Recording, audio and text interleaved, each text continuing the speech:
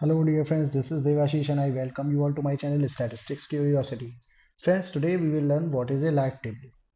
So a life table is actually a statistical tool. It is very important tool by the way, and it is used in demography. Demography is also popularly known as population sciences. Okay, it is also known as population sciences. Apart from this, it is also known as vital statistics. Okay, so it is majorly used in population science and it is also used in epidemiology and actuarial science. It is also used in actuarial sciences. Actual sciences, actually it is a science related to insurances. Okay, here where a person decides actually the person called actuaries, they decide the premium of insurances using the life table. So life table is very important. It is also summarizes the pattern of mortality and survival in a population. So when you have entire life table, you can see the pattern of survival as well as death. Pattern of survival as well as death. I should also give you a formal definition following G. Barley. G. Barley is one of the famous statistician. So he gave a definition of life table. So as per G. Barley, the life table is actually a life history.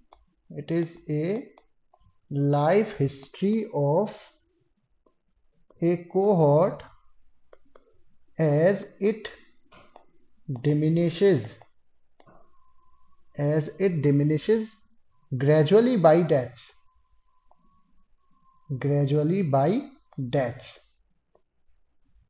and uh,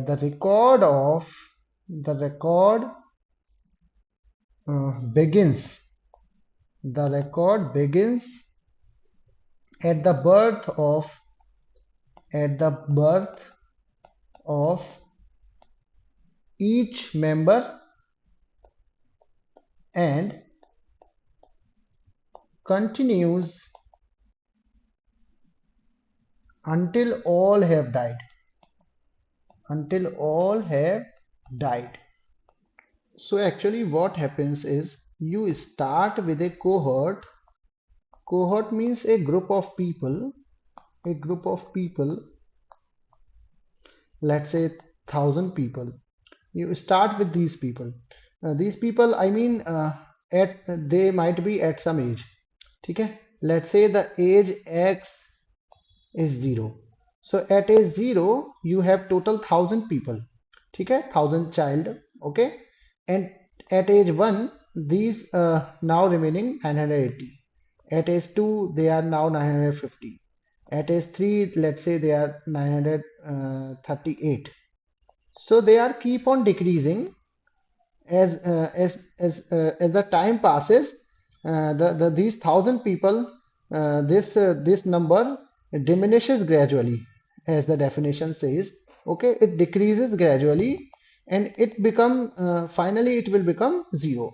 So this entire record is nothing but this is called a life table. Okay, so life table is nothing but a record of these deaths. How many deaths are there? Okay, so you start with a number. That number is called cohort, sometime also called radix, and this number keep on decreasing and till it becomes 0. So this record is called life table, and there are several other columns of life table which we will discuss now. Okay. Okay, now come to the components of life table. So life table is actually an entire table with several columns. So these these columns these are called components of life table. Okay. So the first column is obviously the age. So this age column might be an interval, okay, or a simple single number. Okay. So this might be an interval, age, age interval, okay, or it might be directly in a single number. Let's say is 1, is 15, and so on. So life table generally created at equal interval of time, and this might be 0 to 5, 5 to 10, and so on. Okay, so this is the age interval. So the table is divided into specific age groups or single year ages.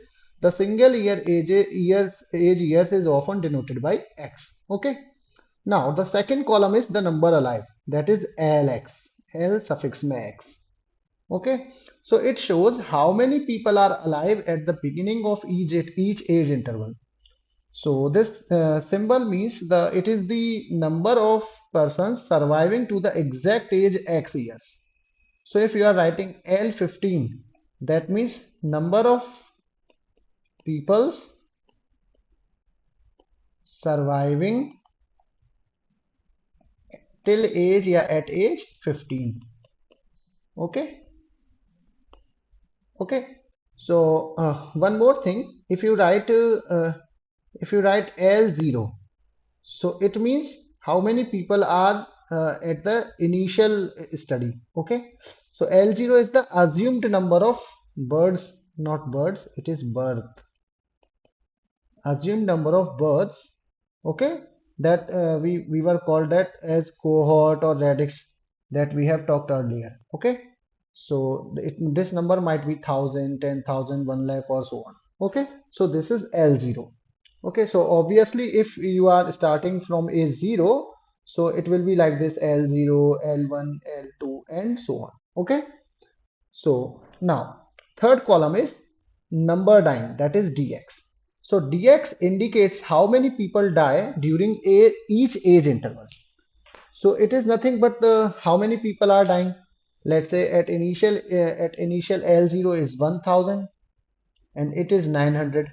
So 1000 minus 900, that means 100 people are dying.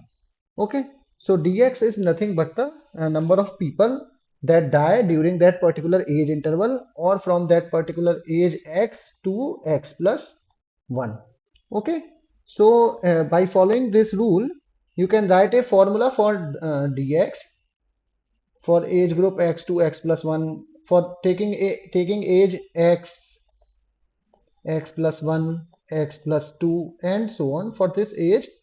So you will have a formula: dx is equals to uh, Lx minus Lx plus 1. Okay, so if this L0 is Lx, so Lx plus 1 will be L1. So you will subtract 1000, you will subtract 900 from 1000, 1000 minus 900. So that number 100 will be termed as how many people died. Okay, okay, so this is the number dying, that is dx. So this is a formula for dx. Okay, now come to probability of time, that is Qx.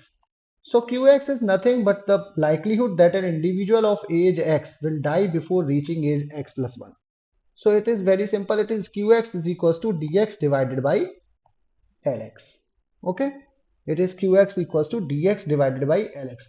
The number of people dying divided by total number of people surviving till that age.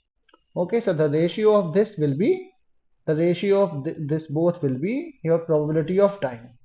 Okay, so that is mortality probability. So obviously the opposite of this probability will be termed as px, that is called survival probability, that is called survival probability. And this survival probability will obviously be px equals to 1 minus qx. Okay, so this will be px equals to 1 minus qx. So this number 1, number 2, number 3. Now next column is capital Lx. Okay, capital Lx, the average stationary population living between age x and x plus 1. So capital Lx is average stationary population. So Lx and Lx plus 1 divided by 2. Okay, so it is average age. So if you are having Lx, Lx plus 1, Lx plus 2, and so on. So Lx plus Lx plus 1, 2 divided by 2. This will be the average age.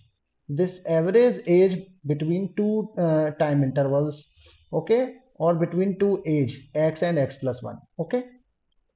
Now what is next column? Next column is tx, capital Tx. So Tx is the total number of years lived by the cohort after attaining an exact age x. So what is this? Tx is actually, it is Lx plus Lx plus 1 plus Lx plus 2 plus and so on. Okay. So we will also see this during numerical. It will be clear, more clear during numerical.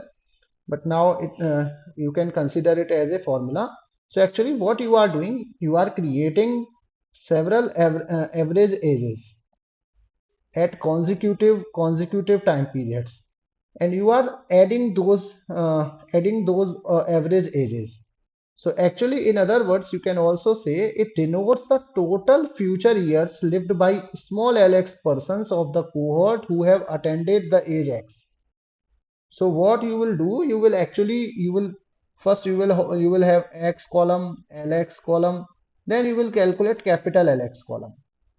So there will be capital L0, capital L1, capital L2, and so on. Then you will compute capital Tx column.